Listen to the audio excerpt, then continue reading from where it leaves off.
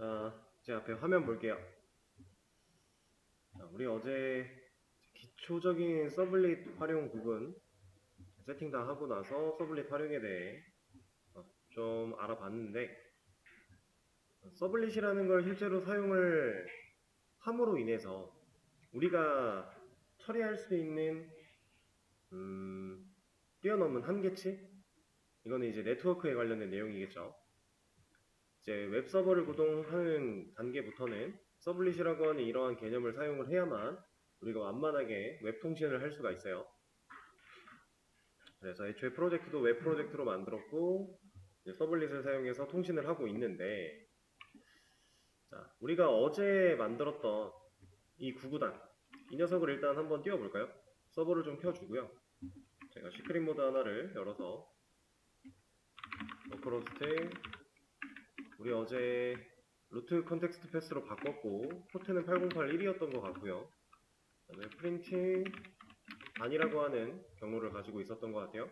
그래서 이제 파라미터로 나 몇 단, 나 지금 12단 할래. 그리고 리밋을 한 15까지 곱하고 싶어. 그리고 컬러를 그린으로 볼래. 이런 식으로 해주면은 알아서 처리가 되겠죠 이제. 그래서 동적인 웹 구성을 갖춘 건데, 자, 지금은 이 서블릿이라고 하는 녀석이 사용자의 요청을 웹서버가 받아서 이거 네가 일을 해야 돼 라고 전달을 받을 수 있죠. 웹서블릿이라고 하는 이 어노테이션을 통해서 사용자가 얘 지금 이런 거 하고 싶어 해 라고 하니까 이 녀석이 그럼 내가 일을 해야 되겠구나 라고 해서 이 두 개의 메서드가 정상적으로 잘 실행이 되고 있어요. 자, 그 와중에 이렇게 화면을 그려낸 녀석은 누구예요?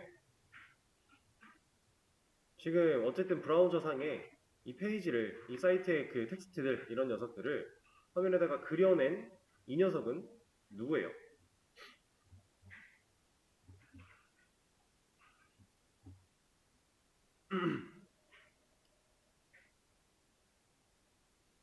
자, 지금 화면에 글자가 출력이 되는 이유는 리스폰스의 겟라이터, 이 녀석을 가져와서 어펜드를 통해 문자를 우리가 HTML 형식으로 쓸 거야 라는 이런 설정과 함께 문자를 직접 입력을 했기 때문에 이 입력 값들이 화면에 그려지는 형태죠.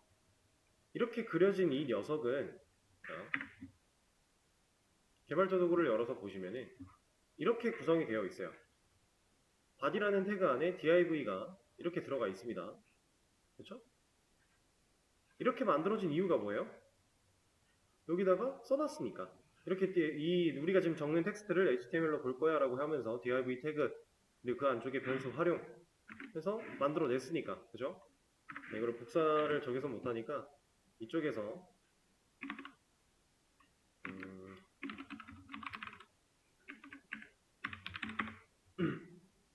이거 가지고 한번 볼게요.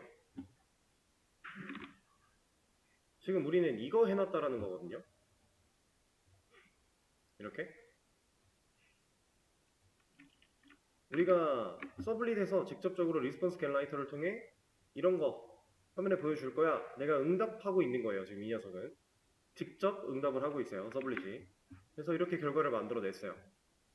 자, 이렇게 결과를 만들어내는 과정에서 완전히 하드코딩도 아니었죠. 약간 동적인 상황을 받아들일 수 있었어요. 우리는 단이라고 하는, 그 다음에 리밋이라고 하는, 컬러라고 하는 이 변수들을 활용해서 실제로 이 자바를 활용한 동적 처리를 했습니다. 사용자가 원하는 대로 값을 바꿔가면서 보여줄 수 있는데, 자, 지금 결과물을 이렇게 만들어 놓은 거랑 이 결과물을 만들기 위해서 자바 서블릿 쪽에서 작성한 이 코드랑 결국 이만큼이 같은 일을 하고 있는 거 아니에요? 이만큼이랑, 그죠? 그리고 이만큼이랑 같은 일이에요. 누가 더 알아보기 쉽겠어요? 얘는 분석해야 되죠. 얘는 그냥 보이죠. 결과가 그냥 눈에 보이잖아요. 그쵸? 만들어진 결과는 동일하니까. 자, 근데 그러면 직관적으로 보이는 거는 이 녀석이 장점인데 이 녀석의 단점은 뭐예요? 여기서 만약에 동적인 처리를 하려고 하면 이제 곤란해지겠죠. 그래서 우리는 얘 가지고 뽑아낸 거잖아요. 근데 얘 가지고 뽑아낸 결과가 동적인 처리를 하기 위해서 서블릿에서 코드를 작성했고 이 결과로 뽑아낸 코드는 결국 누구다? HTML이었다. 근데 이 HTML을 누가 그리고 있어요? 서블릿이 직접 그려내고 있다. 직접 응답을 하고 있다. 사용자한테. 근데 우리는 직접 응답을 서블릿이 할 거라고 안 했습니다. 어제 보여드렸던 그림 한 번 더 검색을 해서 좀 보면은 어제 제가 MVC 패턴 뭐 이런 거 검색해서 봤었죠?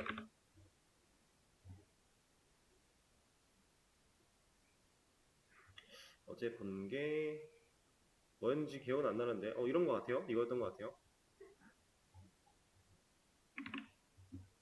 자, 여기를 보면은 컨트롤러 이건 우리가 이제 MVC 패턴 실제로 적용해 봤을 때 사용했던 컨트롤러 서블릿이라고 하는 애가 동등한 역할을 한다. 그리고 우리는 지금 현재 서블릿을 다루고 있고요. 이 녀석은 화면을 그려요? 이 역할은? 안 그려요. 그러니까 직접 그리는 경우가 없지는 않아요. 서블릿도 뭔가 직접적인 수행을 할 경우가 있어요. 그래서 이런 게 있는데 실질적으로는 얘가 하는 게 맞죠. 이제는 뷰라고 하는 JSP라고 하는 걸 우리가 사용할 수 있는 준비를 다 해놨으니까 지금같이 구구단을 찍는 상황 서블릿이 직접 화면을 그려낼 게 아니라 JSP라고 하는 녀석이 화면을 그릴 수 있게 해주면 조금 더 효율적으로 화면을 그릴 수 있지 않을까. 지금 애초에 우리가 이거 화면 그려내려고 응답 불러서 그 녀석이 갖고 있는 라이터라는 녀석 가져와서 그 녀석한테 어펜드를 시켜서 이 스트링 포맷까지 넣어가며 반복문 돌려가며 이런 작업들을 해야 돼요. 직관적인 디자인을 하기가 어렵다라는 거죠. 그래서 이 녀석과 서블릿이 가지고 있는 이 능력과 JSP가 가지고 있는 능력을 합쳐서 직관적으로 화면을 그려내되 이런 동적인 처리가 가능할 수 있게끔 좀 해볼 겁니다. 자,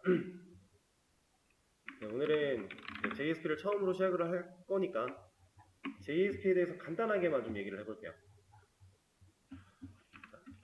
우리가 사실 JSP에 대해서는 배운 게 없어요. 우리 HTML이랑 CSS 그리고 자바스크립트를 배운 거지 이 녀석은 배운 게 없습니다. JSP 얘는 일단 자바 서버 페이지예요. 플레이미 자바 서버 페이지라고 생각하시면 돼요. 그러니까 자바를 활용해서 우리가 이 서버랑 통신을 할 수 있게 뭔가 이런 페이지를 만들 수 있는 기술이다 라는 느낌으로 이름이 지어져 있는 건데 자, JSP라고 하는 이 녀석 우리가 이따가 파일을 만들어 보시면 아시겠지만 그냥 HTML이랑 다를 게 없어 보일 거예요. 딱 한 가지 다를 겁니다. 우리가 HTML 문서를 사용한다라고 하면은 이렇게 생겨먹은 문서 안쪽 바디에다가 뭔가 작성을 했던 거죠. 그렇죠? 이따가 JSP 만들면 이런 거 알아서 또 나올 거예요. 얘도 똑같이. 근데 이 위에 뭐 하나가 붙을 겁니다. 그것만 달라요. HTML과. 근데 그 하나 붙은 것 때문에 HTML이랑 JSP는 어떤 차이를 가지고 있냐면 얘는 그냥 이제 태그를 구성해서 태그로 화면을 구성한다 이런 목적을 띠고 있다면 JSP라고 하는 이 녀석은 똑같이 태그로 화면을 구성해요. 근데 파일 내에서 이렇게 하죠. JSP 내에서 자바 사용 가능해요. 이게 일단 가장 큰 차이입니다. 화면만 구성을 할 수 있는 HTML이라는 녀석이냐 아니면 HTML이랑 똑같이 태그로 화면을 구성하는 능력치는 갖고 있지만 그 태그 구성 말고도 자바를 사용할 수 있는 능력을 가지고 있어요. 그래서 우리가 서블릿에서 처리하고 있던 이런 자바 로직 있죠. 반복문을 돌린다거나 아니면 이런 변수 처리를 한다거나 이런 거 이런 과정들을 JSP 안에서 똑같이 다 할 수 있습니다. 자바 문법이 사용 가능한 곳이니까. 실제로 자바 문법 다 가능해요. 못 쓰는 게 없어요. 이게 JSP예요. 그래서 화면 구성은 직관적으로 가되 그 안에서 동적인 처리까지 할 수 있는 JSP라는 녀석을 우리가 사용을 할 거고 그 안에 화면을 구성할 때는 똑같이 HTML 태그 그리고 CSS 같은 거 그리고 스크립트 같은 거 동일하게 적용이 가능합니다. 플러스 되는 건 뭐뿐이라고요? 오로지 이것뿐. 근데 이거 하나가 엄청 큰 변화를 줄 거예요. 이제 웹 어플리케이션을 만들다 보면은 웹페이지 화면을 구성하는 단계에서 동적인 처리가 상당히 많이 필요한데 그 동적인 처리를 만약에 자바를 쓰지 못하는 상황에서 해야 된다면 오로지 스크립트에 의존할 수밖에 없어요. 근데 자바를 사용할 수 있으면 훨씬 더 유두리 있게 처리가 가능합니다. 자, 이게 일단 차이가 있고요.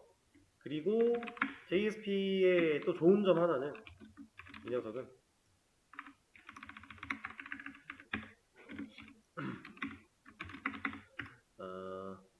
라이브러리 지원되는 라이브러리가 많아요. 이게 많다라는 게 사실 뭐 어떤 걸 쓰더라도 요즘엔 다 많아요. 라이브러리는 되게 다 많은데 그 중에서 JSP에는 우리가 사용하게 될 JSTL이라고 하는 녀석이랑 EL 이거는 사실 뭐 라이브러리라고 보기는 어렵지만 이제 세트로 같이 사용을 할 겁니다. 이런 녀석들이 JSP를 더 간편하게 쓰기 위한 라이브러리로 존재를 합니다. 그래서 이런 것들을 사용을 하면은 우리가 그냥 순수하게 자바 문법을 쓰는 거랑은 다르게 좀 더 편하게 다양한 동적인 처리가 가능해져요. 이런 장점들이 좀 있고요.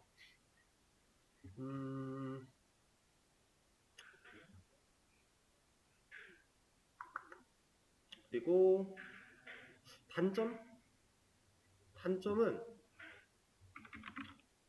뭐 명확하게 장점, 단점 이렇게 나누기도 애매하긴 한데 단점을 굳이 좀 뽑아보자면은 지금 JSP라고 하는 이 파일 내에 HTML 태그, 화면을 구성하는 요소죠. 그리고 자바, 로직, 동적 처리, 그리고 그냥 이 정도? 이 섞여 있어서 복잡한 페이지에서 코드가 좀 난잡해 보일 수 있다. 이런 느낌? 어쨌든 한 파일 내에서 같이 처리를 할 수 있다는 건 장점이자 단점인 거예요. 너무 페이지가 복잡해지게 되면은 그 복잡한 페이지 안쪽에서 잘 안 보이세요? 복잡한 페이지 안쪽에서 코드가 좀 길어진다는 얘기고 그 길어진 코드 속에 좀 난잡해 보이는 효과가 있을 수 있다. 이게 이제 좀 단점으로 느껴질 수 있습니다. 그리고 또 하나 이거랑 바로 같은 결인 단점이 하나가 있는데 한 파일에서 많은 양을 처리하다 보니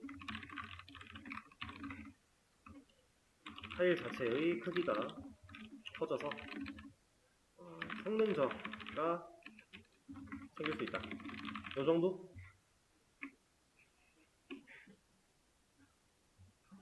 같은 결이에요. 코드가 난잡해 보일 정도로 복잡해진다라고 하면은 사실 크기가 커질 수밖에 없는 거고 그 안에서 성능 저하가 생길 수 있다. 그래서 좀 버벅거림 같은 현상이 생길 수도 있고 여러 가지 문제점들은 있습니다. 근데 뭐 눈에 띄게 이거는 진짜 쓰면 안 될 정도의 단점이야 라는 거는 없어요. 그래서 실제로 JSP라고 하는 이 녀석은 엄청나게 많이 활용이 되고 있었고 현재도 많이 되고 있고요.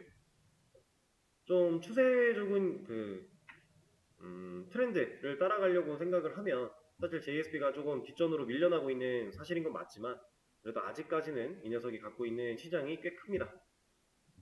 이런 녀석을 한번 우리가 배워볼 거고 직접 사용을 좀 해볼 거예요. 자, 일단은 여기서 뭔가를 처리하기 전에 JSP 파일 그냥 하나 만들어 볼까요? 이 밑에 있는 src 그 안에 메인 그 안에 웹 앱에다가 클릭을 하신 다음에 컨트롤 N 할 거고요. JSP 파일을 만들 겁니다.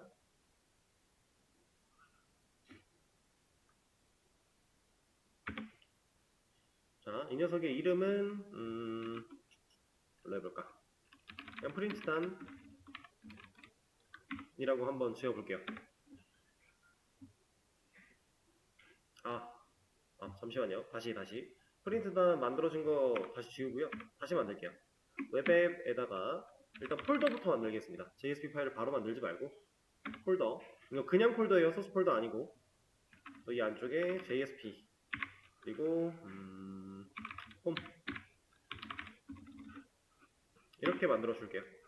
이거 폴더 만들 때 경로 한 번에 슬래시 넣어서 만들어 주면은 그 경로까지 알아서 만들어지니까 편하게 작업하실 수 있고요. 그다음 홈 안쪽에다가 JSP 파일을 프린트 단이라고 만들어 줄게요. 그러면 이런 구조가 쌓이겠죠?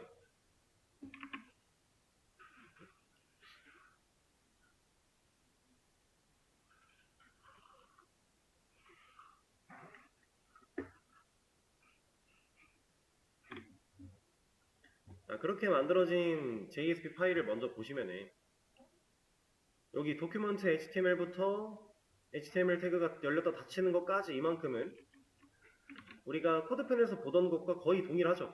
이 안에 메타라고 하는 부분이 몇 개가 더 있었어요, 코드펜에. 근데 얘는 그게 좀 없이 기본값만 딱 들어있는 건데 그거 빼고는 다 똑같습니다. 이거 결국에는 HTML 문서다라고 얘기하는 거잖아요, 이만큼이. 근데 다른 점은 이 위에 이 한 줄이 다르다. 여기 뭐 들어가 있어요? 페이지의 랭귀지는 뭐래요? 자바래요. 그 다음 컨텐츠 타입은 텍스트 HTML의 캐릭터 셋 UTF-8이래요. 이거 어디서 보지 않았나요? 이거?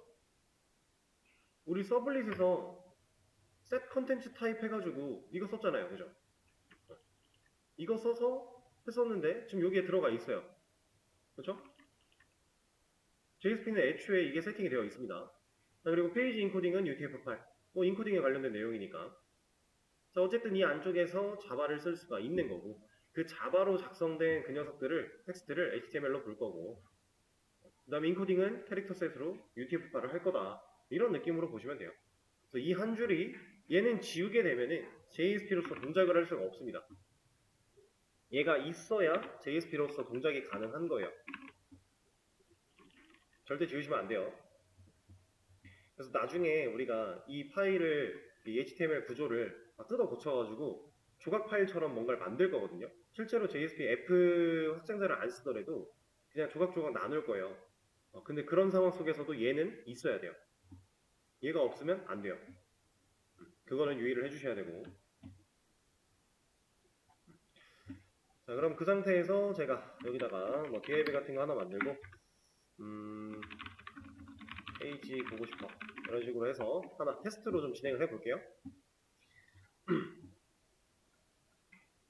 자, 얘를 여기 커서가 이쪽에 위치한 상태로 그냥 F11 눌러서 실행을 시켜 보겠습니다. 네, 여기서 그냥 이거 Continue in the current mode 이걸로 할게요. 그럼 페이지가 이렇게 창이 하나가 나와요. 그냥 JSP 파일 하나 만들어 놓고 그 안에 간단하게 적은 다음에 그냥 그거 나 페이지 볼래 하고 킨 겁니다. 그냥 열었더니 나오죠. 여기다가 적은 내용이 잘 나와요. 느낌표로 바꾸고 저장한 다음에 새로 고침 눌러보면 잘 바뀌어요. 자, 근데 주소를 잘 보시면은 이 주소는 어떤 느낌이에요?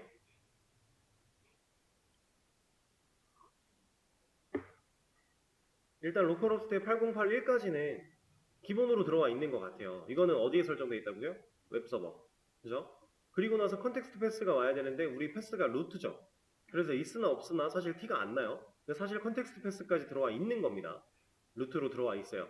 그러면 그만큼이 웹서버에서 설정된 내용이고 그 뒤에가 이 부분이 URL 맵핑 쪽이었잖아요, 원래.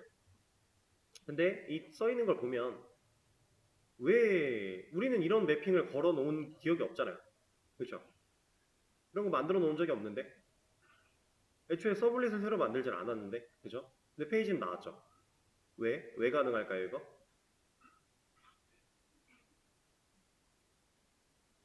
자, 제가 여러분들한테 웹서버의 안쪽에다가 우리의 프로젝트를 넣는 개념이라고 말씀을 드렸어요.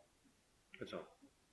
사실상 우리가 URL 매핑을 통해서 이렇게 어떠한 그 서블릿이 이거 내가 해야 될 일이네 라고 판단하는 그런 과정들이 웹서버가 이제 프로젝트한테 야 이거 네 거야 이런 사용자가 이런 걸 원해 라고 해서 이렇게 전달해주는 그런 식으로 이해를 하셔도 무방하지만 사실 이 웹서버 안쪽에 프로젝트가 들어있는 거기 때문에 이렇게 보셔도 돼요.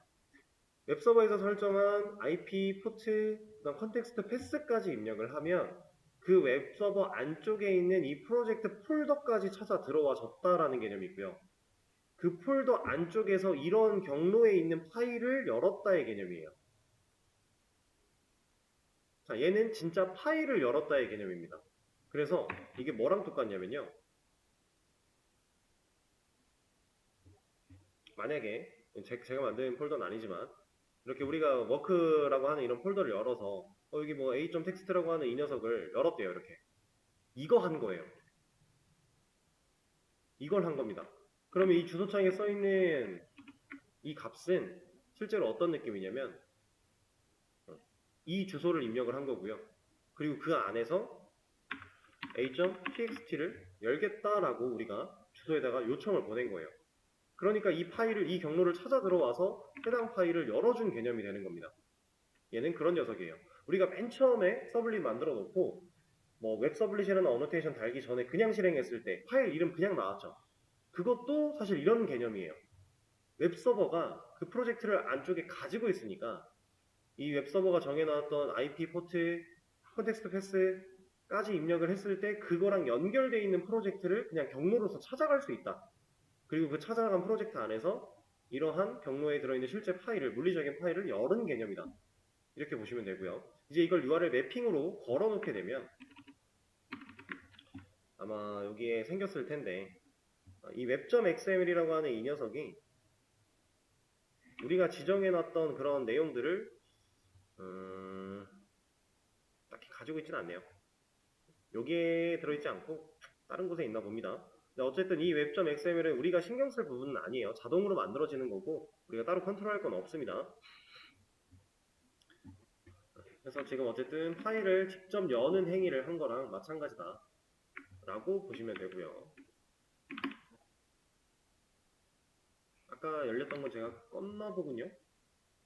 아닌가? 안 보이는 것 같아요.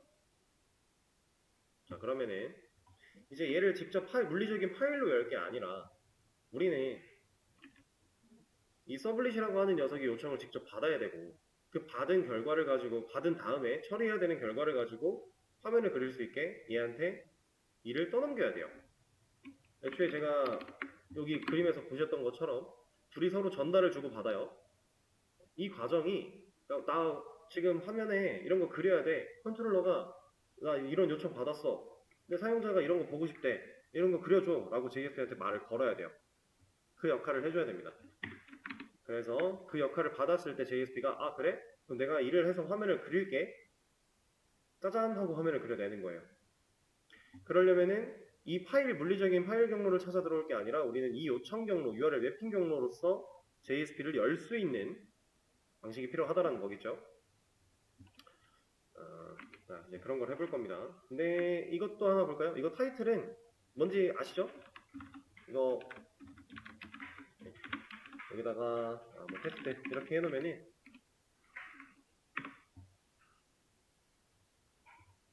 여기 바뀌는 겁니다. 테스트. 이게 타이틀. 여기는 이제 바디 안쪽. 탭에 있는 이런 이름 바뀌는 거. 자, 그러면 물리적인 파일 여는 거 말고 서블릿에서 요청 보내는 걸로 바로 한번 가볼게요. 자, 저는 이 녀석을 사실 뭐 지워도 상관없긴 한데 그냥 냅두죠. 냅두고 이거 하나 복사하겠습니다. 복사해서 프린트단 서블릿 2 해놓고 2를 요청을 2로 바꿔놓을게요. 그리고 원래 했던 이 녀석을 지우고 이 안쪽에다가 다른 내용을 좀 적어 보겠습니다. 그냥 백업 파일 하나 만들어 놓은 거죠. 자, 이 안에다가는 이제 JSP한테 이를 넘기기 위한 코드를 작성을 해줄 거예요. 그 코드는 리퀘스트 불러다가 리모컨 눌러가지고 get request dispatcher 라고 하겠습니다. 리퀘스트 디스패처. 얘가 뭐 하는 녀석이지? 라고 너무 궁금해 하실 필요가 딱히 없어요. 그냥 얘를 썼다. 그러면 아 JSP한테 일을 넘기겠다 라는 의미로 그냥 보셔도 돼요. 어차피 얘를 오랫동안 쓸 게 아니라서. 자, 그리고 이 안쪽에는 제가 JSP form print dan.jsp 이렇게 넣어줄게요. 얘는 뭐 적은 것 같아요? 딱 봐도 JSP 파일이 들어있는 경로겠죠? 근데 경로를 적는데 뭐 src, 메인, 웹앱 이런 건 안 적죠? 여기까지는 그냥 자동으로 세팅이 되어 있다고 했습니다. 그냥 JSP부터 홈, 프린트 단 이렇게 실제로 파일의 확장자까지 우리가 적어주는 거예요. 자, 그럼 이렇게 해놓고 실제로 잘 되나 한번 테스트를 해볼까요? 이제는 이 페이지에서 실행하는 게 아니라 우리가 프린트 단이라고 하는 요청을 보낼 거예요. 지금은 이제 그 쿼리 스트링을 받을 수 없을 거니까 일단 이렇게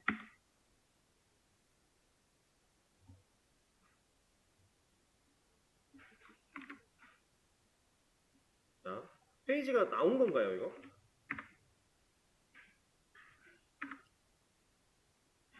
이거 나오긴 한 거거든요. 근데 뭔가 잘 안 돼요. 그죠?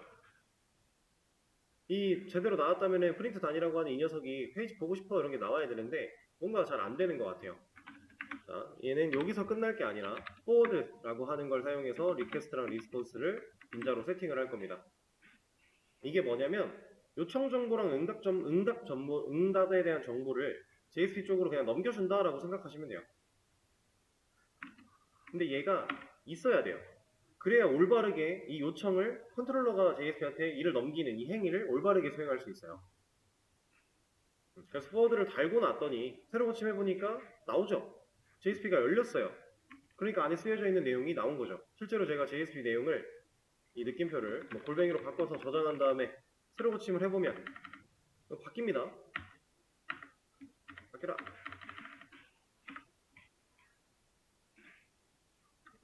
바뀌었죠? 이렇게 실제로 이 파일이 열린 게 맞다라는 거예요. 근데 주소는 어때요? 이제 물리적인 파일을 찾아가서 여는 게 아니라 실제로 이 URL 매핑을 통해 그러니까 사용자가 보낸 이 주소에 대한 요청은 누가 받은 거예요 그러면? 얘예요. 서블릿이 받은 거죠. 이 녀석이 받은 거고 받아서 두 개씩 실행이 됐는데 두 개를 실행할 때 뭘 해야 되는지를 보니까 아 얘는 JSP한테 일을 넘기고 있구나. 근데 어떤 JSP한테? 이러한 경로에 들어있는 JSP 파일한테 일을 넘긴다. 그때 본인이 매개변수로 받아왔던 리퀘스트랑 리스폰스라고 하는 요청 응답 정보를 같이 넘겨주고 있다. 그럼 이 녀석은 그 정보를 넘겨 받았다가 되는 거예요. 그리고 화면을 그렸다. 일단은 이렇습니다.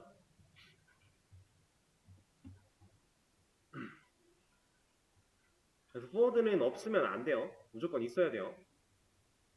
자, 그러면 얘가 이제 넘겨받았는데 우리가 이 프린트 단이라고 하는 JSP에다가 실제로 이런 테스트 페이지 보고 싶어를 보고 싶어서 만들어 놓은 게 아니니까 여기는 구구단 페이지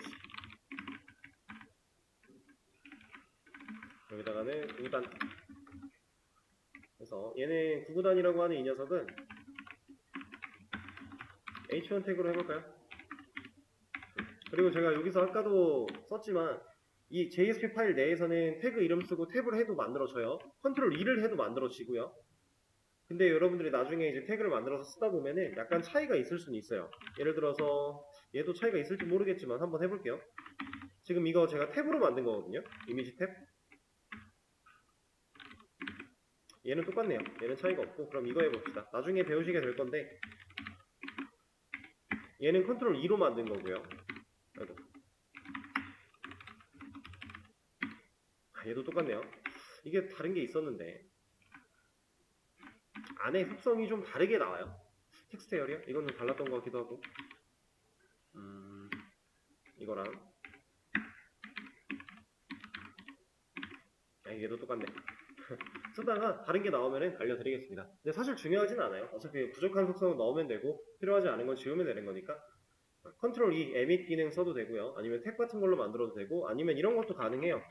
여기서 컨트롤 스페이스 누르면 이렇게 나와요. 이렇게 지금 제 거 그 테마 때문에 잘 안 보이시겠지만 여기 DIB라고 써 있습니다. 이런 거 눌러도 되긴 돼요. 똑같아요. 어떤 걸 쓰셔도 이제 무방해요. JSP 파일 안쪽에서는. 자, 그러면 이제 진짜로 구구단을 좀 찍어 볼 건데 구구단을 제대로 찍기 위해서는 일단 뭐가 필요했어요? 우리 이런 거 필요하지 않았나요? div 하나 만들어서 팔 다니고 그다음 div 하나 만들어서 이게 8 곱하기 1은 8 뭐 이런 거 필요했던 거 아니에요? 이제는 JSP 파일 안쪽이니까 우리가 뭐 BR을 쓰고 div를 쓰고 고민할 필요가 딱히 없이 그냥 쉽게 화면을 그려낼 수 있는 거잖아요. 그죠? 근데 이런 식으로 다 하나하나 적어주는 거는 동적 처리가 안 되니까 우리가 동적인 처리를 하기 위해서 자바 문법을 활용을 했었죠. 이게 이러한 내용을 통해. 그죠? 자, 이거를 이제 여기다가 녹여낼 겁니다. 자바 코드를 이 안에서 쓸 거예요. 실제로 사용이 가능하다라고 했고요. 자, 이거를 쓰기 위해서는 자, 이제 우리가 스크립틀릿이라고 하는 개념을 하나 아셔야 되는데 메모장이 없네요. 하나 열어야겠다. 스크립틀릿 JSP 내에서 자바 문법을 쓸 때 사용하는 그 표기법의 이름이에요. 스크립틀릿. 얘도 일종의 문법 같은 개념이죠. 자, 얘는 이렇게 씁니다.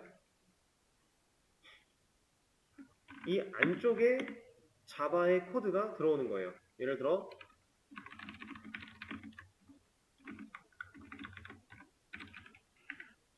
이런 거. 이거 자바 코드죠. 스크립틀릿을 쓰고 이렇게 작성을 하면 이 JSP 내에서 name이라는 변수를 사용할 수 있어요. 근데 이런 스크립틀릿 없이 그냥 이렇게 변수를 만들겠다라고 자바 문법을 써버리면 얘는 그냥 인정되지 않는 코드가 되는 거예요. 이상해져요. 자, 실제로 보여드릴 겁니다.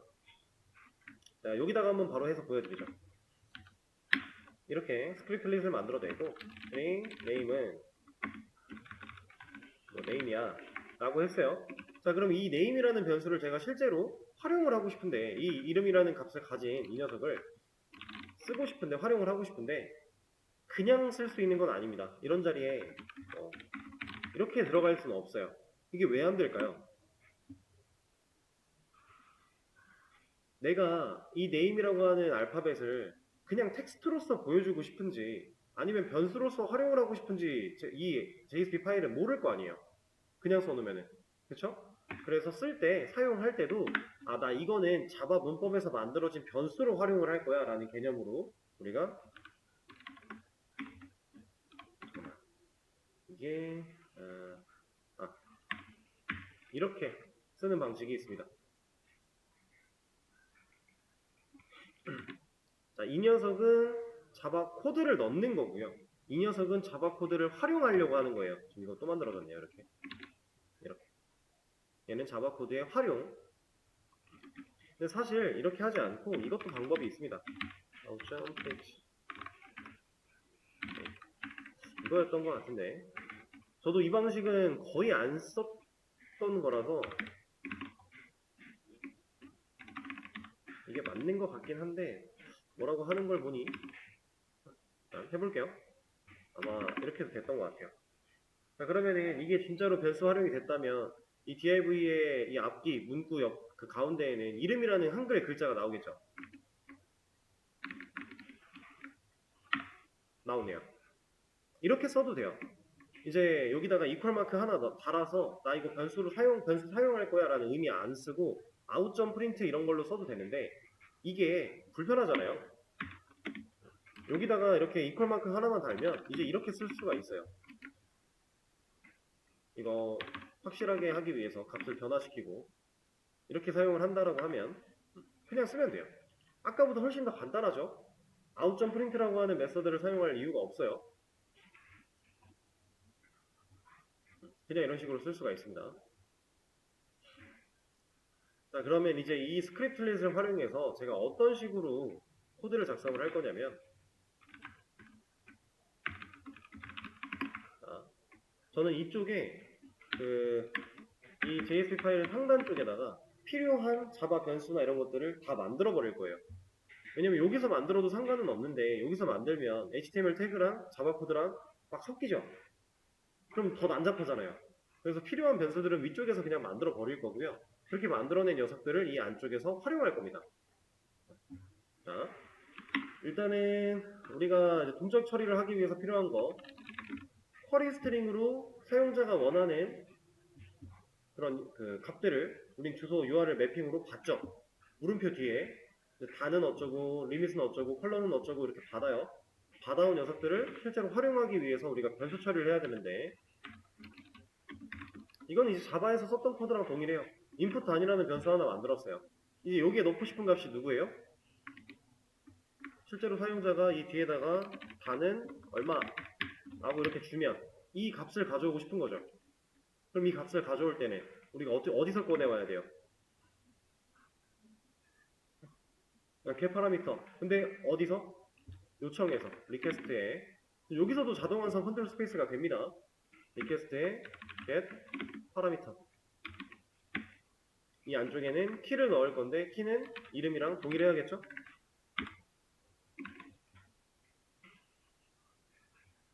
자, 이렇게. 근데 여기 잘 보시면은 제가 지금 리퀘스트라는 걸 쓸 때 자동 완성이 됐고요. 자동 완성이 되는 상황 속에서 이 녀석은 우리가 자동 완성 쓸 때 항상 변수를 알려주는 거였죠. 이거 지금 JSP 쪽에서는 회화 때문에 이렇게 잘 안 보이는데 여기 리퀘스트라고 쓰여 있어요. 이 녀석은 변수예요, 변수. 우리 변수 만든 적이 없는데 쓸 수 있다는 얘기는 진짜로 서블릿한테 이 녀석을 받았구나 라는 걸 알 수 있어요. 자, 만약에 제가 여기서 이 값을 req라고 변수 이름을 바꿨대요. 바꿨어요, 변수 이름을. 그러면 지금 넘어간 값의 변수 이름은 req죠. 그럼 여기서 리퀘스트예요, req예요?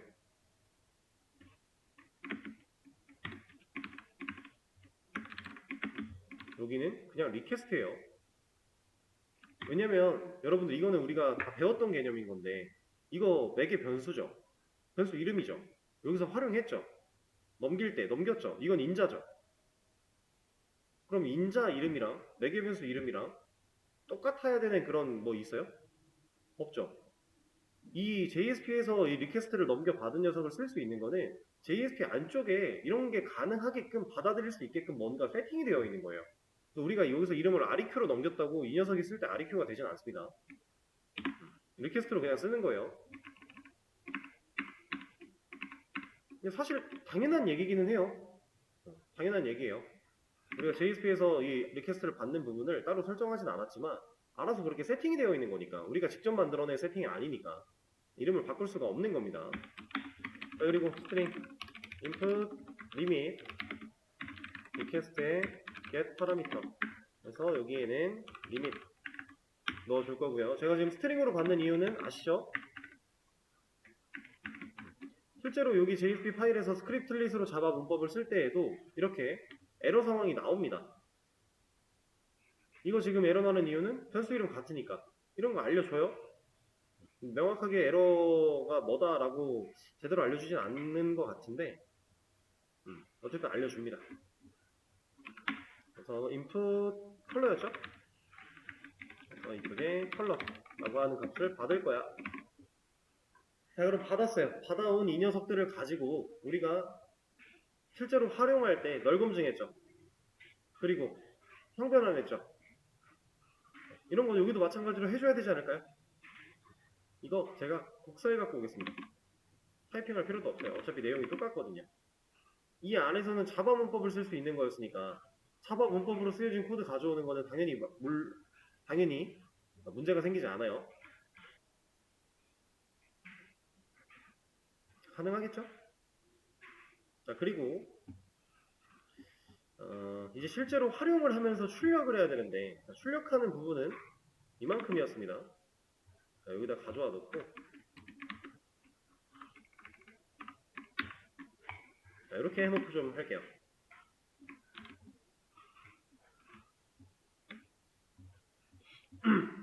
얘가 출력하고자 했던 거는 지금 현재 페이지에서 몇 단을 사용하고 있는가 였죠. 그 몇 단이란 정보는 누가 알아요? 얘가 알겠네요. 최종적으로 형변환까지 완료된 단이라는 변수. 그러면 그 단이라는 변수를 여기다가 활용해주면 되겠네요. 이렇게. 그러면 이 단 변수가 가지고 있는 값이 이 자리에 남을 거고요. 8단이라는 문자가 나오겠죠. 단을 8로 넣었다면. 자, 그리고 이 밑에 있는 반복문이 하고자 했던 거는 뭐예요? 얘가 하고자 했던 거? 단이랑 i랑 단 곱하기 i랑 이 값을 가지고서 동적인 구구단 처리를 하고 싶었던 거죠. 그러면 이거는 반복문을 써줘야겠네요. 그렇죠? 자, 여기가 사실 스크립틀릿을 사용할 때 가장 헷갈리다면 헷갈릴 수 있는 부분인데 잘 보시면 됩니다. 어려운 내용은 아니에요. 제가 여기에 그냥 똑같이 자바 문법 쓸 수 있으니까 일단 반복문을 열어서 이렇게 쓸 겁니다. 그냥 이렇게 한번 해볼까요? 그리고 이 안쪽에 int i는 이거 그냥 가져올까요?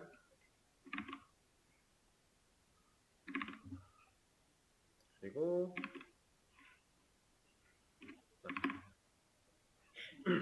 이렇게 쓰면 지금 여기는 이 리밋이라는 변수를 사용하고 있는 여기는 이런 게 필요해요? 스크립틀릿으로 나 이거 출력할 거야 라고 해서 이퀄 마크 하나 달려있는 이 녀석이 필요해요 여기에? 안 필요해요. 왜냐면 애초에 스크립틀릿 열려 있으니까. 이거 자바 문법이니까. 그냥 쓰셔도 됩니다. 근데 이렇게 반복을 통해서 찍어내려고 하는 결과는 이거죠. 그 말인즉슨 이거잖아요. 그쵸? 이 안쪽에서 단 i 단 곱하기 i 이거 하고 싶은 거잖아요. 근데 지금 보세요. 왜 뭐라고 할까요? 자, 이거는 다시 빼놓고 보여드릴게요.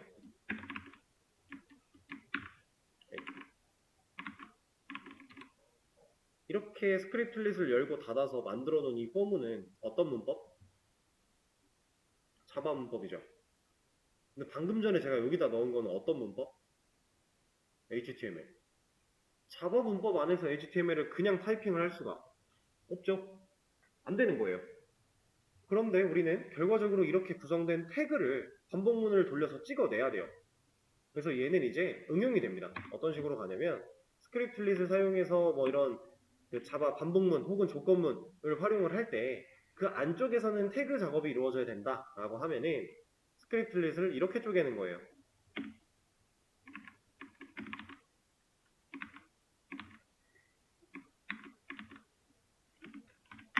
이렇게 씁니다.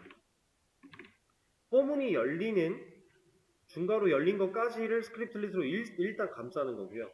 그 다음에 밑에 닫는 중괄호를 스크립틀릿으로 또 감싸는 거예요. 자, 이렇게 하면 스크립틀릿은 어떻게 동작을 하냐면 애초에 이게 지금 열린다의 뜻이죠. 이게 닫힌다죠. 그러면 자바 문법 쓰는 거 열렸어. 안에 자바 문법 쭉 들어왔다가 닫혔어. 이러면 이 사이에 있는 게 일단 자바 문법.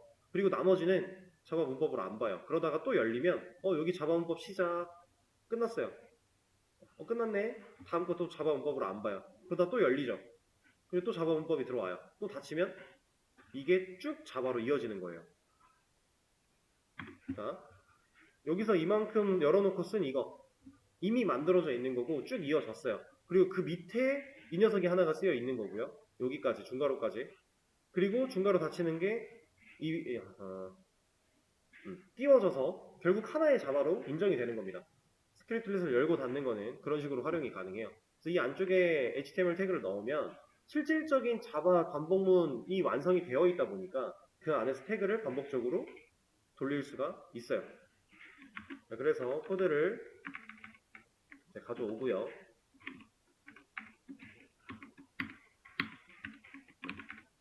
이 안쪽에서는 단이랑 i랑 단 곱하기 i랑 이런 거 쓰고 싶은데 그냥 쓰면 텍스트죠. 여기는 HTML 문법이니까. 그럼 이 텍스트가 아니라 변수를 쓰고 싶은 거니까 이런 거 만들어서 단 넣어주는 거고. 그리고 곱하기는 그냥 문자로 시키면 되는 거고.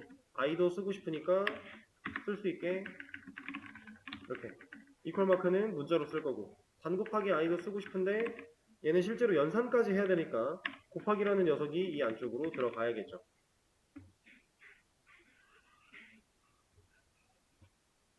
자, 이러면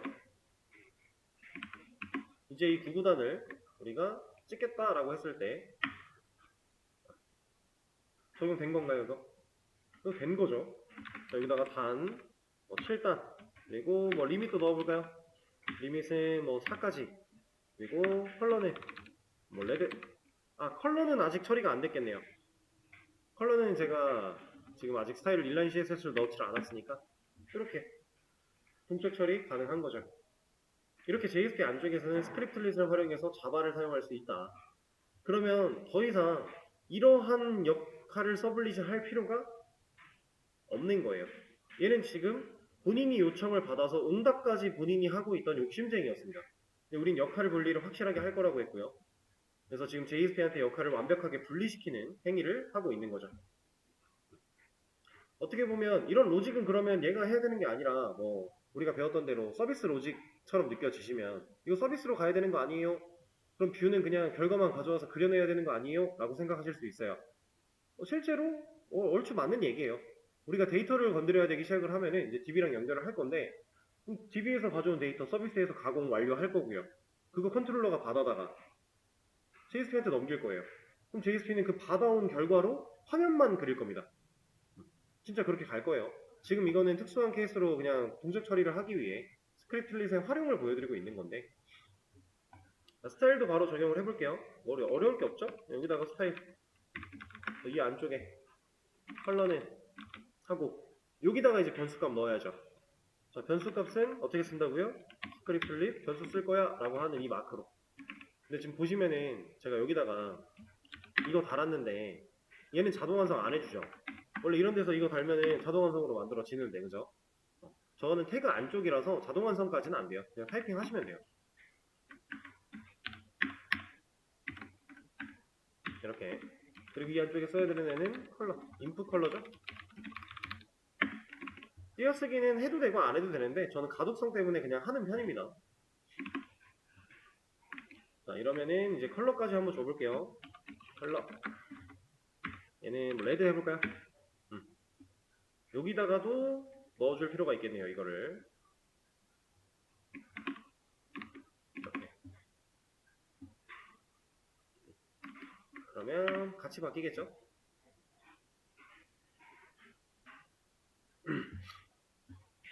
JSP에서 자바 활용하는 기초적인 방식에 대한 예제를 한번 해본 겁니다. 자, 그럼 이것도 해봤으니까 이제 다음 시간에는